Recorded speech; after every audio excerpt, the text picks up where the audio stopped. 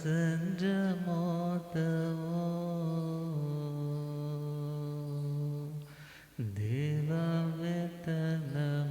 देवावेतनमसते जसधमे सया मनो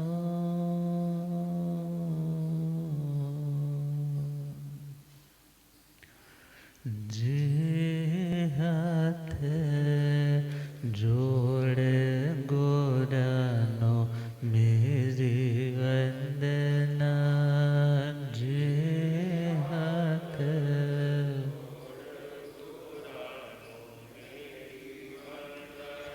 एक बार वंदना हजार बार वंदना एक बार वंदना लाख बार वंदना करोड़ बार वंदना लाख बार वंदना जे हाथ जोड़े गोरानो मेरी वंदना जे हाथ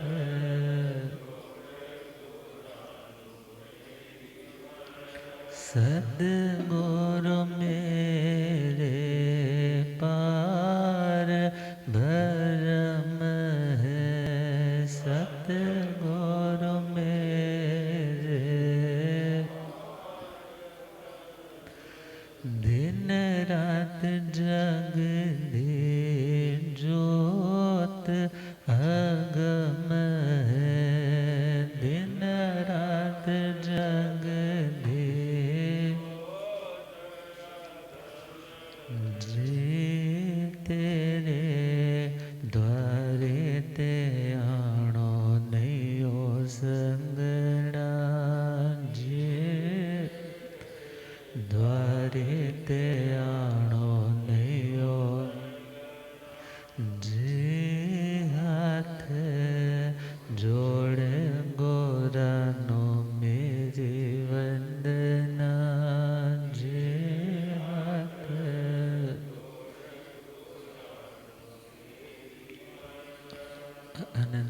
अनंत शांति की निकेतन शासनपति श्रमण भगवान महावीर स्वामी के पावन चरणारविंदों में हार्दिक भावना वंदन नमन। पाठ पर विराजमान तपस्वरदन श्री प्रभु मुनि जी महाराज साहब के चरणों में हार्दिक भावना वंदन नमन। धर्म सभा में उपस्थित धर्मानुरागियों, सुशीलवती माताओं एवं बहनों, असीम पुण्योदय से भाग्योदय से आप सबको संतों का समागम और वीतरागवाणी श्रवण करने का शुभ अवसर प्राप्त हो रहा है। श्रवण कर रहे हैं श्रीमद् सूत्र कृतांजलि सूत्र का दूसरा श्रुत स्कंध और छठा अध्याय श्री महावीर स्तुति 26वीं गाथा, जिसमें वीतरागता का आस्वाद करने के लिए, वीतरागता के स्वरूप को प्रकट करने के लिए आत्मा को क्या करना होगा और भगवान ने क्या किया जो आज वो सभी के लिए वंदनीय और अनुकरणीय बन गए। कोहं च माणं च तहेव माया कोहं च माणं च तहेव लोभं च उद्धजत दोषः लोभं च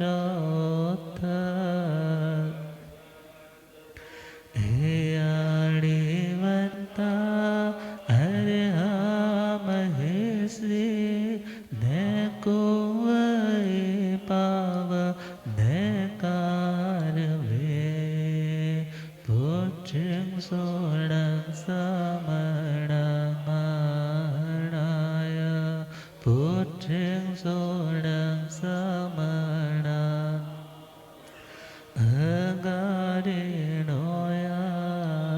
परते थे आया अंगारेणोया परते। जिंदगी में प्रत्येक व्यक्ति कुछ ना कुछ करता है, और वो करता इसलिए है कि कुछ पाने के लिए। हम भी ये महावीर स्तुति सुन रहे हैं, सुना रहे हैं, पढ़ रहे हैं, पढ़ा रहे हैं, तो हमें भी कुछ मिल रहा है, और आप सुनने आ रहे हैं तो आपको भी कुछ प्राप्त हो रहा है।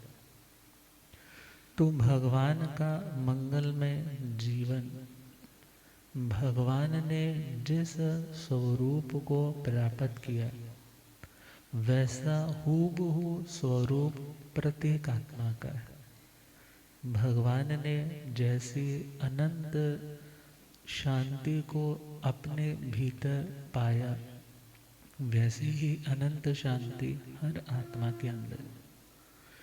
गुस्सा करना आत्मा का स्वभाव नहीं है।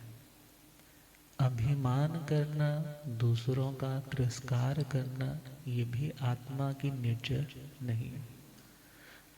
पाप करना और पाप को छिपाना, ये दोनों आत्मा के स्वभाव नहीं है। और दुनिया के पदार्थ मुझे मिल जाए, दुनिया के पदार्थ मेरी इस प्यास को मिटा देंगे, ऐसी कामना करना भी आत्मा का स्वभाव नहीं। आत्मा का स्वभाव तो आत्म स्वरूप में रमण करना। जब तक देह के साथ है, देह की आवश्यकताएं हो सकती है, मगर आत्मा का निश्चय स्वरूप तो देहातीत स्वरूप है। तो उस स्वरूप तक पहुंचने के लिए जो जो चीज़ें हमें मात्र देह से बांधे रखे, उन चीज़ों से हमने परहेज करना है। तो भगवान ने अपने जीवन में यदि अरिहंत पदवी को प्राप्त किया, क्योंकि लाइन है अर्हा महेसी। अर्हा किसे बोलते हैं? अर्ह पूजायाम धातु से अरहत शब्द बना। तो अर्ह का मतलब जो पूजनीय होता है, जो वंदनीय होता है, उन्हें अरिहंत कहते हैं, उन्हें अरिहंत कहते हैं। अब अगला क्वेश्चन है कि पूजनीय कौन होता है, वंदनीय कौन होता है?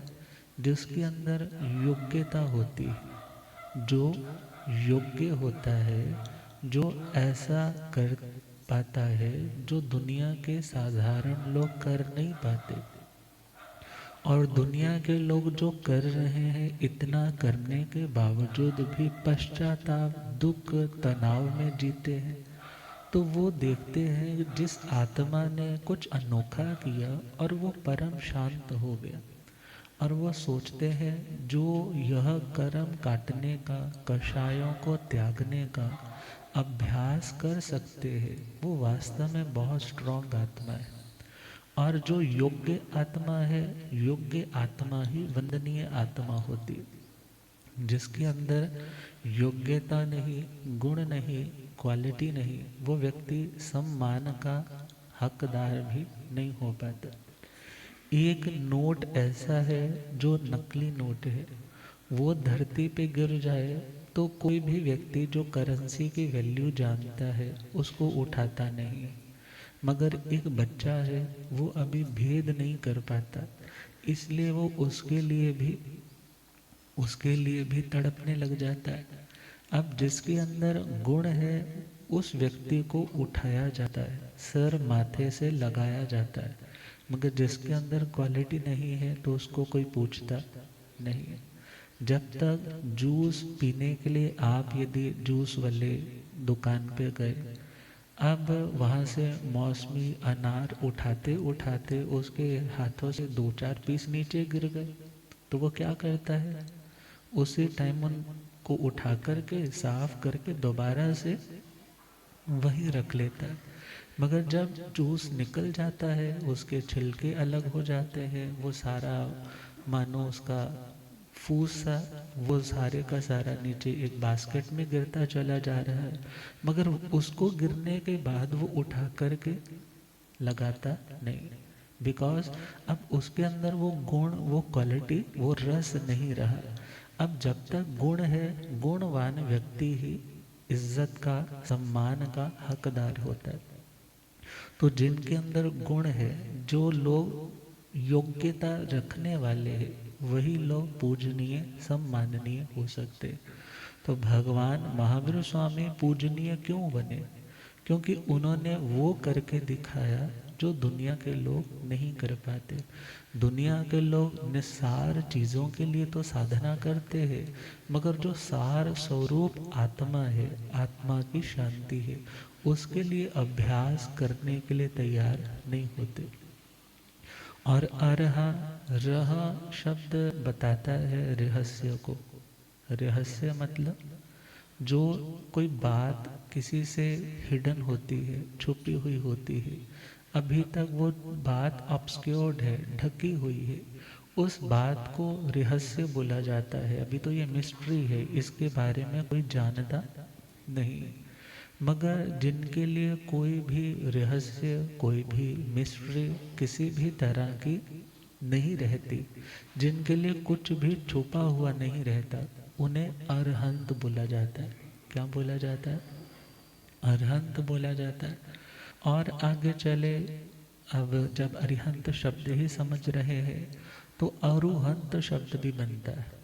अरुहंत, अरुहंत रूह आरोहणे धातु से शब्द बनता है।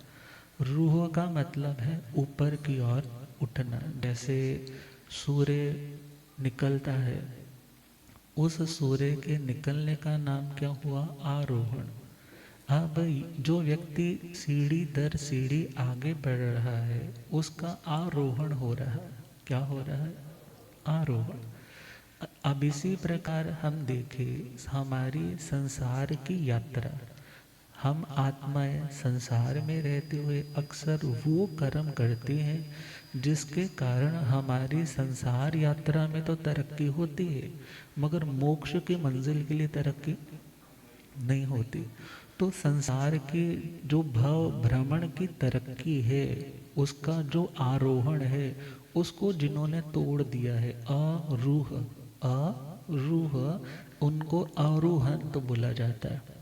दूसरा मीनिंग, एक बीज है, एक सीड लेकर के आए हो, आपने अपनी क्यारी में उसको डाल दिया, क्यारी में डाला है तो टाइम आने पे वो स्प्राउट होगा। स्प्राउट होने के बाद उसमें से कुछ ना कुछ बाहर आपको दिखने लगेगा और वो बढ़ने लग जाएगा। उसके जो गुण धर्म है उसके अकॉर्डिंगली उसके ऊपर फल भी आने लग जाएंगे। अब उस बीज का टूट करके बढ़ना, स्प्राउट होकर के आगे बढ़ना, इसका नाम है रोहण करना।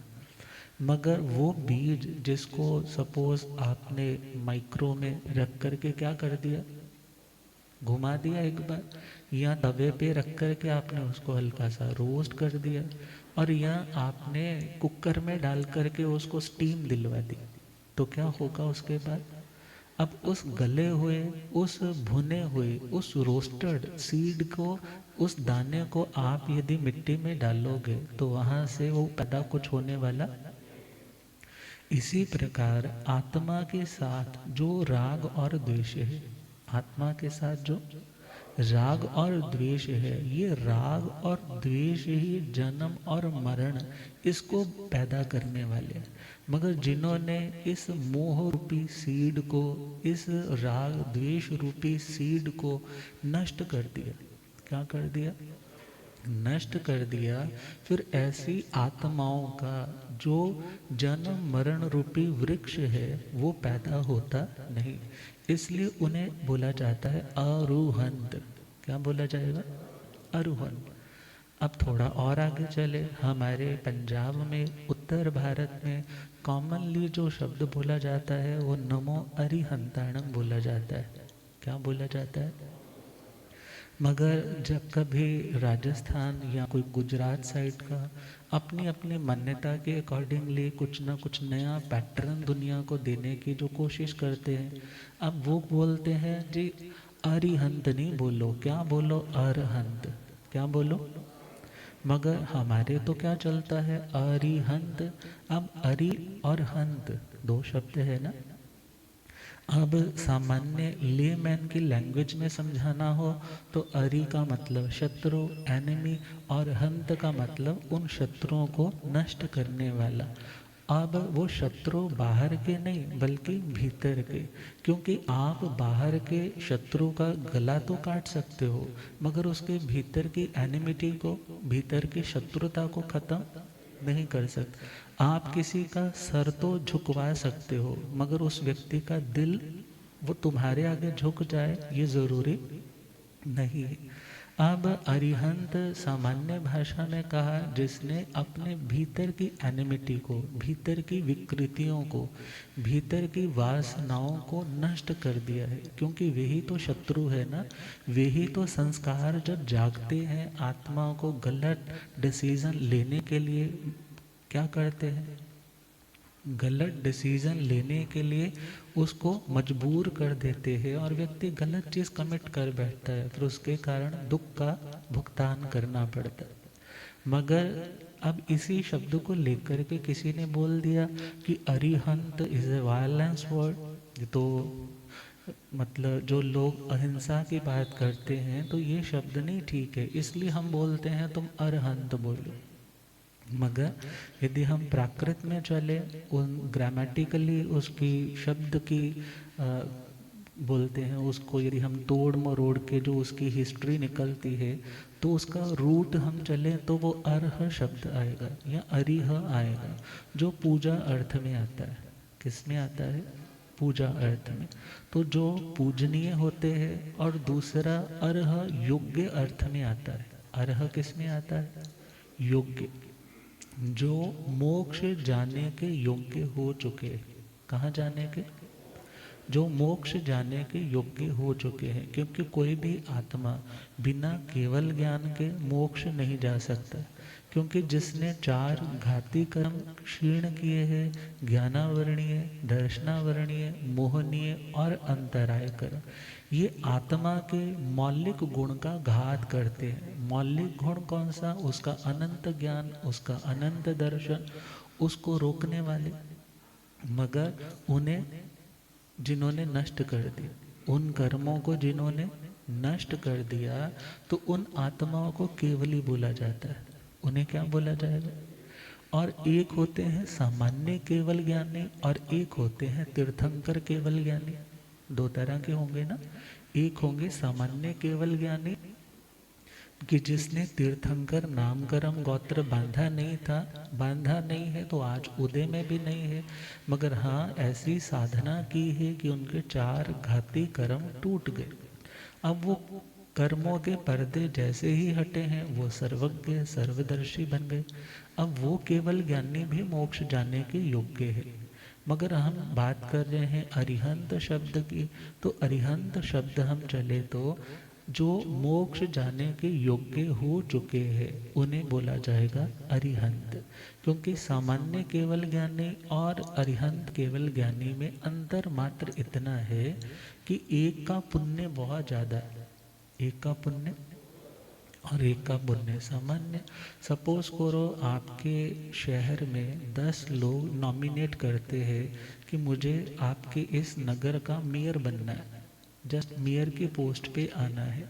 तो उन 10 लोगों के पास प्रॉपर्टी वाइज जो वो पैसा लगाने जा रहे हैं वो सारे के सारे 10-10 करोड़ रुपया भी लगा रहे हैं। मगर उन 10 लोगों में जीतेगा कौन? जीतेगा तो एक, और वो कौन जीतेगा? जिसका पुण्य प्रबल होगा। अब इसी प्रकार देखे केवल ज्ञान की जो योग्यता है वो सपोज उस टाइम के अन्य और लोगों में भी हो सकती है, वो भी केवल ज्ञानी हो सकते हैं। मगर तीर्थंकरों का पुण्य का विशेष बंध, वो 20 बुलों की विशेष आराधना के कारण उन्हें कौन सा पद मिला? तीर्थंकर का, जिसमें उनके अपने अतिशय होंगे। तो अरिहंत भी मोक्ष जाने के योग्य है, इसलिए उनको तो क्या बोला? अरिहंत। केवल ज्ञानी भी मोक्ष जाने के योग्य है, मगर वो तीर्थंकर रूप में अरिहंत नहीं बोले जाते। सामान्य रूप से अरिहंत बोल सकते हैं, मगर तीर्थंकर पदवी के साथ उन्हें अरिहंत नहीं बोल सकते। तो हम बात यहाँ कर रहे हैं अरहा। अरहा का मतलब जो सब कुछ जानने में समर्थ है, जिनके लिए कुछ भी छुपा हुआ अब नहीं है। अब ऐसी आत्मा को महर्षि बोला जाता है। महेशी मतलब जो महान की ऐषणा करते हैं। ऐषणा का मतलब सर्च करना। जैसे गवेषणा शब्द साधु की गोचरी के लिए आता है। गवेषणा मीन्स जैसे एक गाय अपने भोजन की सर्च करती है, ढूंढती है। अब इसी प्रकार एक साधु जब गोचरी के लिए जाता है तो अपने शुद्ध गोचरी की वो खोज करता है, उसका नाम है गवेषणा। अब यहाँ पर लिखा है महेशी, जो महान महान तत्व की ऐषणा खोज करते हैं। दुनिया में सबसे ग्रेट चीज कौन सी है?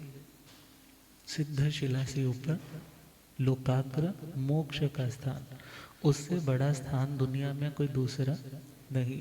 तो जो मोक्ष की ऐषणा करते हैं, मोक्ष की अभिलाषा करते हैं, उन्हें महर्षि बोला जाता है। क्या बोला जाएगा? महर्षि। और सामान्य और समझना हो तो ऋषि हमने ऑलरेडी पहले भी, क्योंकि ये शब्द कई बार रिपीट हुआ है।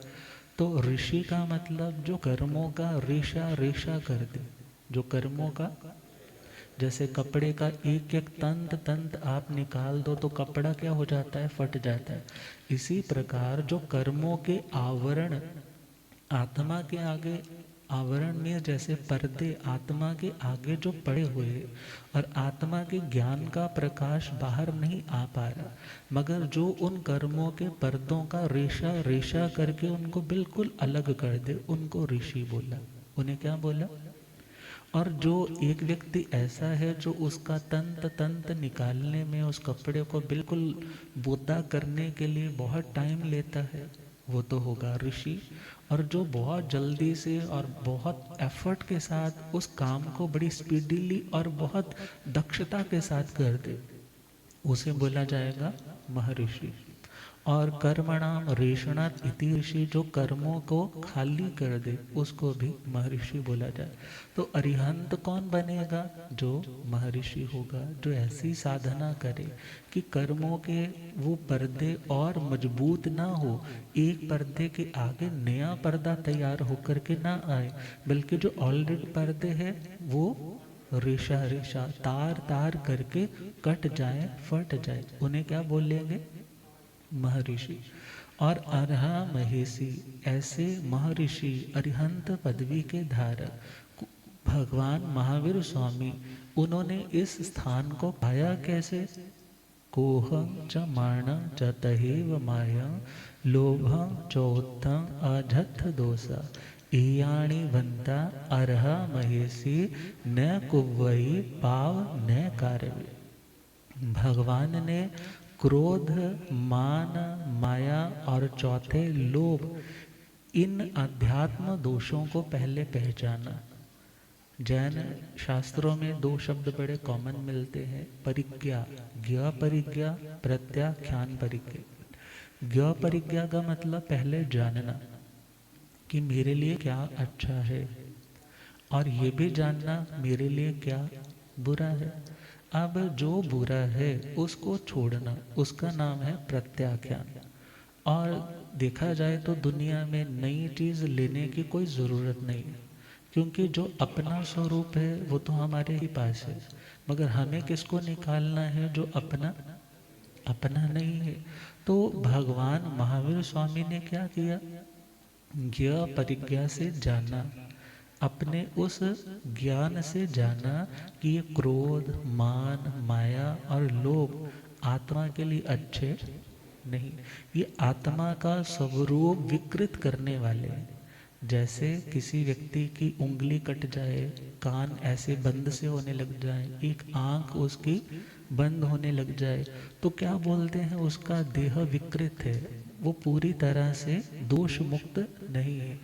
ऐसे ही अंदर भीतर की आत्मा का जो स्वरूप है वो भी विकृत हो जाता है। कब विकृत होता है? जब क्रोध किया जाता है, मान, माया या लोभ किया जाता है। भीतर का भगवान भी तब शैतान की तरह दिखने लग जाता है जब ये क्रोध, मान, माया और लोभ आने लग जाते हैं। मगर जो आत्माएं इन दोषों को, जो अध्यात्म मतलब आत्मा में रहने वाले दोष, कहाँ रहने वाले? ये क्रोध आपको इस माइक में नहीं दिखेगा, क्रोध आपको कुर्सी में नहीं दिखेगा, क्रोध आपको कपड़ों में नहीं दिखेगा, क्रोध कहाँ दिखेगा? अध्यात्म मतलब जो आत्मा में हो, मगर उसकी मैनिफेस्टेशन होगी बाहर, वो बाहर प्रकट जरूर होगा यदि अपने ऊपर संयम नहीं होगा।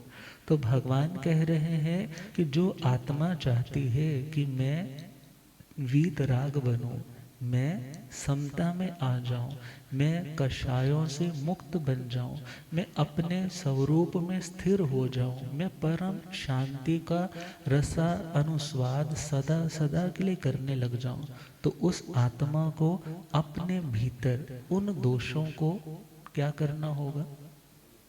दोषों को निकालना होगा। कल बताया था जैसे कभी कुछ गलत चीज खाई जाए तो पंचकर्मा में एक प्रोसेस आता है वमन का, जिसमें उस व्यक्ति को खूब सारा औषधीय व पानी पिलाया जाता है, फिर वॉमिट करवाया जाता है।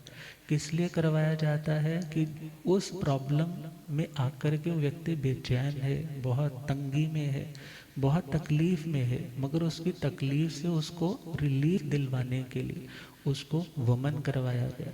इसी प्रकार भगवान ने भी क्या किया?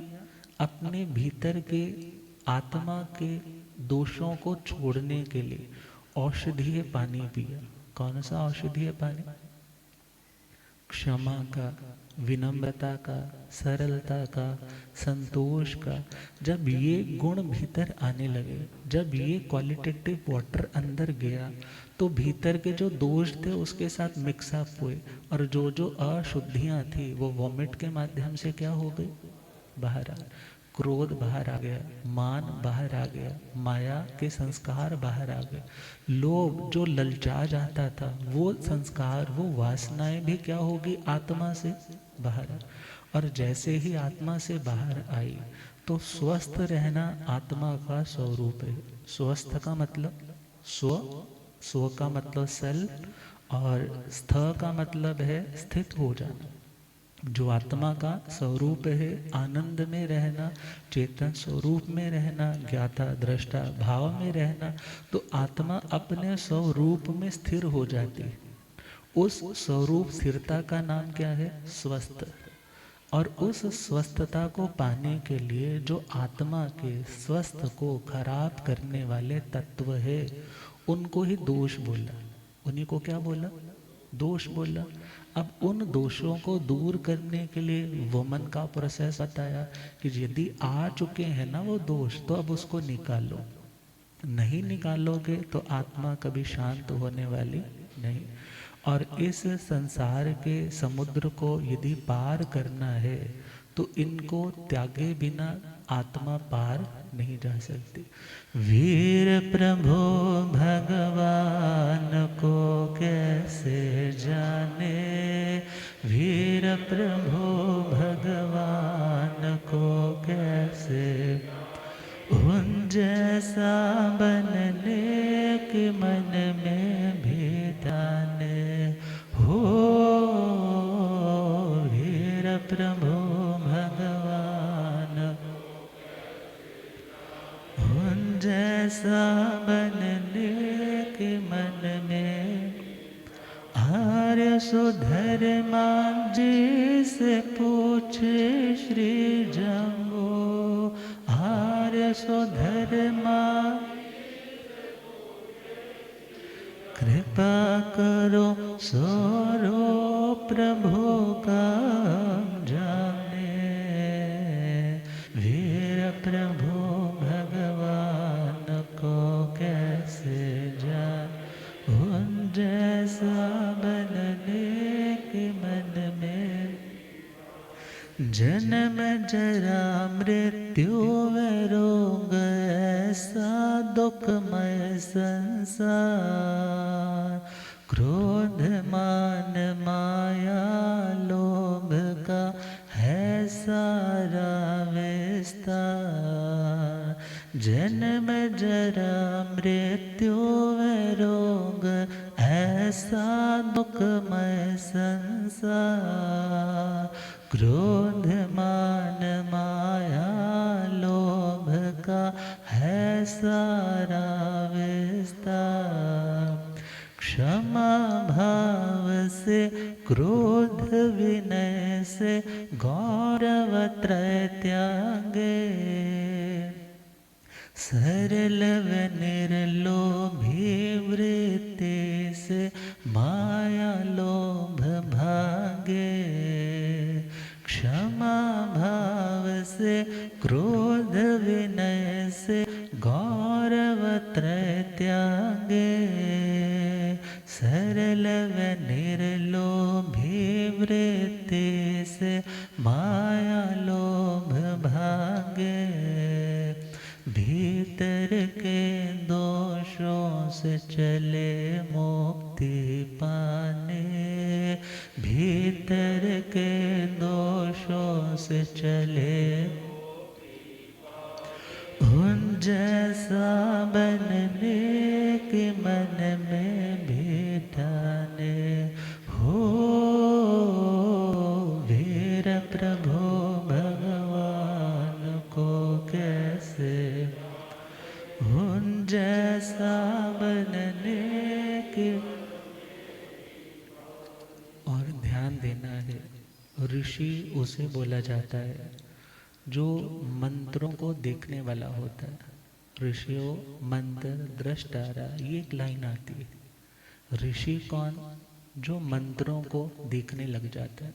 मंत्र बनाए नहीं जाते, बल्कि साधना जब बढ़ती चली जाती है, निर्मलता जब बहुत बढ़ने लग जाती है, तो उन कॉम्बिनेशंस को वो देखने लग जाते हैं। और वो कॉम्बिनेशन और वर्ड्स बोलो, फिर उनकी एक अपनी साइंस है, क्योंकि मंत्र की अपना विज्ञान है।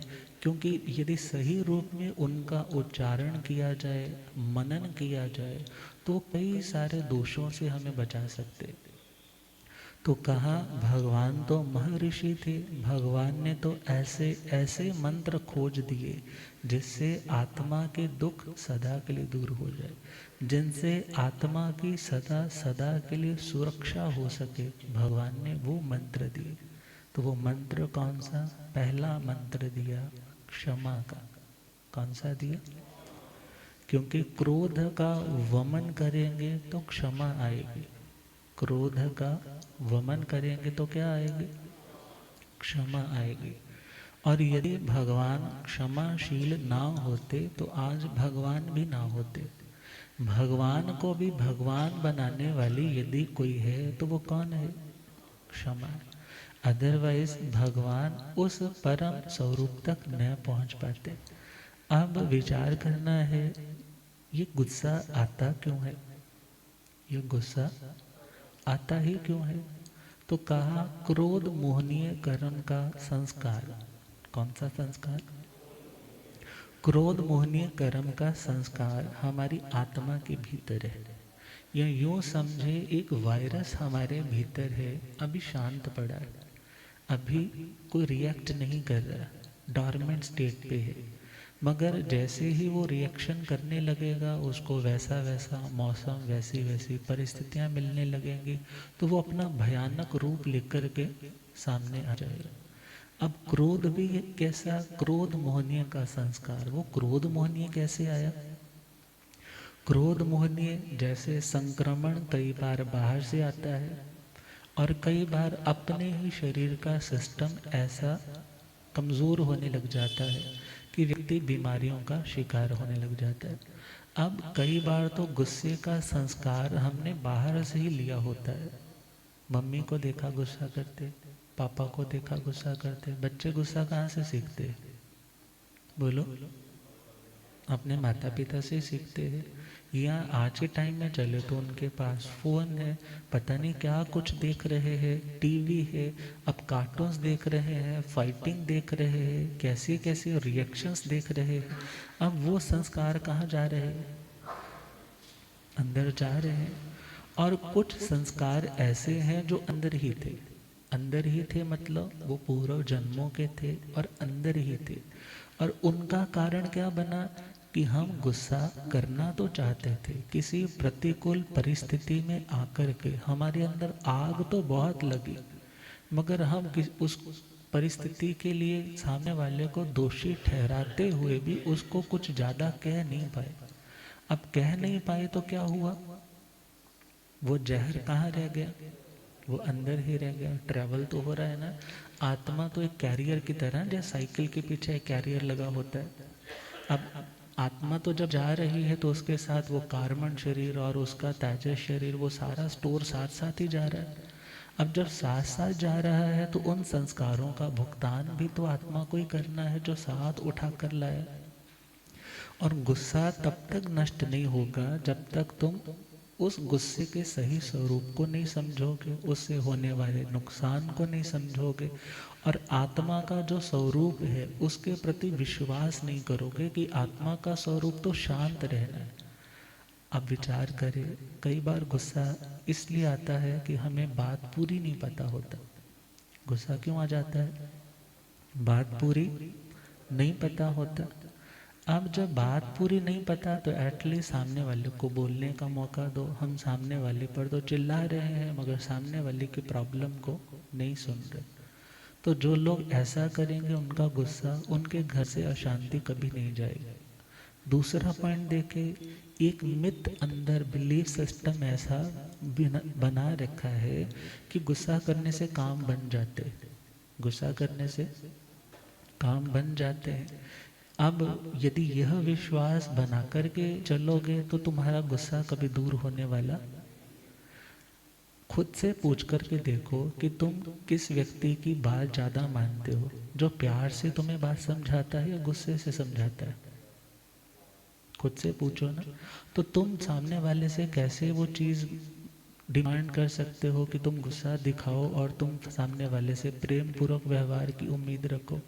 तो एक गलत बिलीफ सिस्टम के गुस्सा करने से काम बन जाते हैं, बल्कि गुस्सा करने से काम बनते नहीं, काम बनते बनते भी बिगड़ जाते हैं। और आगे बढ़े, बहुत बार गुस्सा व्यक्ति इसलिए करता है क्योंकि उसको पता लग जाता है कि मैं गलत हूँ, मैं गलत हो। मगर यदि इस टाइम मैं चिल्लाया नहीं, यदि इस टाइम मैंने विरोध नहीं किया तो सामने वाला व्यक्ति मुझे दबा देगा। अब मगर मैं दबना नहीं चाहता, इसलिए मैं गलत होते हुए भी झगड़ा करना शुरू कर दूँ, मगर ये व्यक्ति की पर्सनैलिटी को खराब करेगा, क्योंकि उसकी आदत बनेगी और सामने वाला व्यक्ति अंडरस्टैंड कर लेगा, क्योंकि बेवकूफ़ कोई नहीं होता। धीरे धीरे ही सही टाइम आने पे जब पता चलता है कि आज गुस्सा कर रहा है, कोई बात भी नहीं, 10 साल पुरानी बात कोई निकाल कर झगड़ा करने आ गया, इट मीन्स इसने कुछ ना कुछ गलत कमिट किया है, और कमिट किया है टू हाइड इट, वो आज गुस्सा कर रहा है। और गुस्सा व्यक्ति करता ही क्यों है, साइकोलॉजी में चले तो बोला है वो व्यक्ति अपनी ईगो को प्रोटेक्ट करने के लिए गुस्सा करता है। किसको प्रोटेक्ट करने के लिए, ईगो। ईगो इज मैं कुछ हूँ, मैं घर का मुखिया, मैं घर का ये करने वाला, मैं समाज का ये करने वाला, अरे वो संत तो मेरी जेब में रहते। हाँ, ऐसी में अब रखने वाले भी लोग होते। अब ये मैं क्या करवाती है, गुस्सा क्या करवाएगी, मैं कैसे करवाएगी। अब तुमने तो मान रखा है कि मैं ऐसा मैं वैसा, मगर सामने वाले ने तुम्हारी किस बात को काट दिया।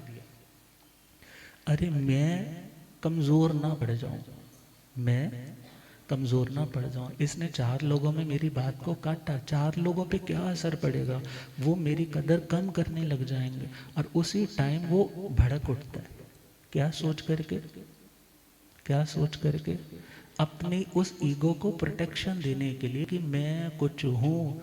यदि तुमने इसको चैलेंज किया ना मैं को, तो मैं प्रोटेक्टिव शील्ड यूज करूँगा। कौन सी, एंगर।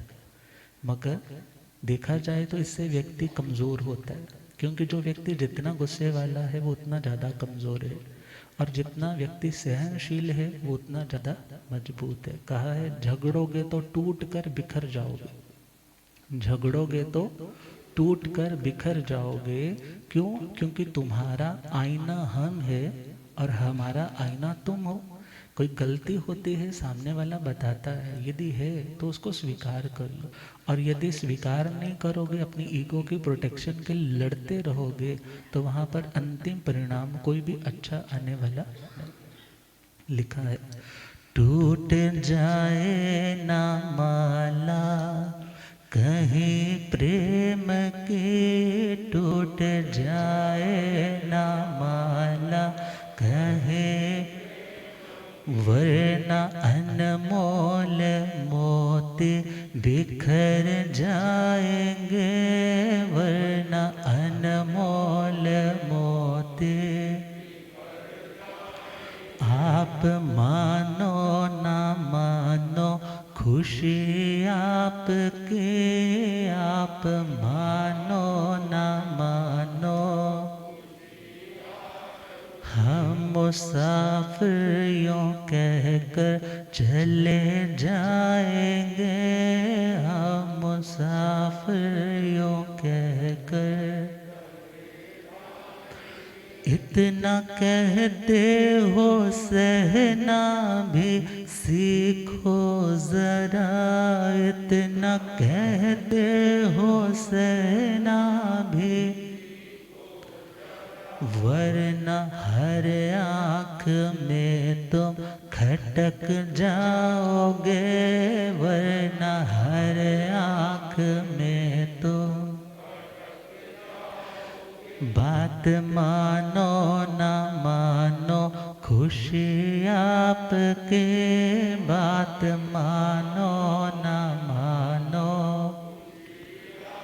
हम मुसाफिर यूं कहकर चले जाएंगे, हम मुसाफिर। किसी विचारक ने लिखा है कि गलती एक पन्ने के समान है, गलती एक पेज के समान है कि गलत लिखा गया, मगर रिश्ता एक पूरी किताब के समान है। गुरुदेव पधारे हैं। हो रब मेरा सतगुरु बन के आया मैनो,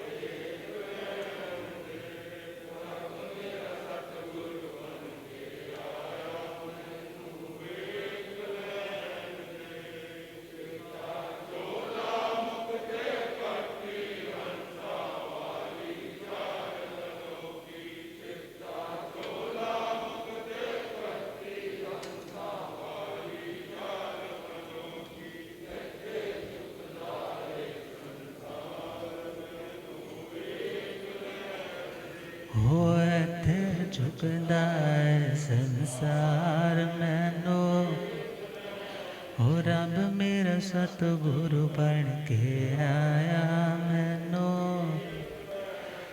बोले आगम ज्ञाता आगम पुरजन शास्त्र तन हिमाचल के श्री उपाध्याय भगवंत श्रद्धे गुरुदेव श्री जितेंद्र मणि जी। तो किसी ने लिखा, गलती एक पन्ने के समान है कि आपका एक पन्ना खराब हो गया, किसी ने गलती की है, और एक रिश्ता पूरी किताब के समान होता है। कभी गलती नहीं उसकी एब्जॉर्ब एक्सेप्ट हो पा रही, पन्ना तो फाड़ दो, कोई दिक्कत नहीं है, मगर यदि एक पन्ने की खातिर, एक गलती की खातिर पूरा ही किताब फाड़ोगे तो रिश्ता खत्म हो जाएगा। समझदारी तो खुद को चाहिए। भगवान का तो मार्ग ही सहने का है, और गुरुदेव कहते हैं कि जो सहता है वही रहता है, जो सहता है वही रहता है, और जो सहता नहीं है टाइम आने पे उसको कोई पूछने वाला भी नहीं होता। अब विचारना है कि सहा कहाँ जाए। व्यक्ति सहता बहुत कुछ है। दुकान पे कोई आया ना कस्टमर, और सुबह से ग्राहकी नहीं हो पा रही, और शाम तक वो कोई पहुंचा है, आपने 50 साड़ियाँ दिखा दी, 50 चीज़ें दिखा दी, मगर वो बोलता है तुम्हारे पास तो कुछ है ही नहीं, तुम्हारे पास तो कुछ है ही नहीं। उस टाइम पता नहीं कहाँ मुंह में मिश्री डाल करके बोलते हैं, अब थोड़ा सा और रुको, मैं थोड़ी और वैरायटी लेके आता हूँ। ग्राहक जाने नहीं देते। वहाँ पर उस रिश्ते को बनाने के लिए, फायदे के लिए कितना पोलाइट हो जाते हैं। वहाँ पर गुस्सा अंदर से तो आ रहा है, मगर बाहर एक्सप्रेस। और यदि बाहर के लोगों की जगह जो अपने लोग हैं वहाँ पर भी ऐसा व्यवहार आ जाए कि यदि गुस्सा करेंगे, धीरे धीरे ये रिश्ता कमज़ोर हो जाएगा। कर्म तो बंधेंगे, वो तो एक कार्मिक अकाउंट वाली बात है, मगर एक प्रैक्टिकल लाइफ की बात है। यदि वहाँ हर छोटी छोटी बात पे इरिटेट हो रहे, हर छोटी छोटी बात पे सामने वालों को अब्यूज़ कर रहे हो, तो आपका रिश्ता टूटने में देर लगने वाली नहीं। तो कहा गलतियों से जुदा तू भी नहीं और मैं भी नहीं, दोनों इंसान हैं खुदा, तू भी नहीं और मैं भी नहीं। तू मुझे और मैं तुझे इल्ज़ाम देते हैं, मगर अपने अंदर झांकता तू भी नहीं। और गलत फहमियों ने पैदा कर दी हैं आपस में दूरियां, वरना फितरत का बुरा तू भी नहीं और मैं भी। सामने वाले से गलती होती है तो झाड़ने लग जाते हैं, खुद से गलती होती है ना। अभी चलते चलते किसी का, सपोज कोई फ़ोन पे बात कर रहा हो, आपका कंधा लग जाए, फ़ोन नीचे गिर जाए और वो चिल्लाने की कोशिश करे, तो आप बोलोगे भाई sorry sorry sorry, please please please, अब थोड़ा थोड़ा रुक जाओ, थोड़ा रुक जाओ। और यदि गलती सामने वाले से हो जाए, हल्की सी सपोज वही व्यक्ति और वही मोबाइल आपके हाथ से गिर जाए, तो खुद से पूछो कैसे आप खुद को कंट्रोल कर पाते हो, नहीं कर पाते हो। अर्थात अपनी गलती के लिए माफ़ी चाहते हो, मगर दूसरे की गलती के लिए वहाँ बोलते इंसाफ होना चाहिए। तो याद रखना, ऐसे स्थान पर कभी शांति होने वाली नहीं। तो भगवान ने तो उन संस्कारों का वमन किया, उन्हें त्यागा, तो भगवान अरिहंत बन पाए। अरिहंत को मानने वाले कभी विरोधों में नहीं पड़ते। वहाँ शांति की बात होती है, झगड़े की बात नहीं। तो इसके बारे में कल चर्चा करेंगे। आप श्रद्धेय गुरुदेव।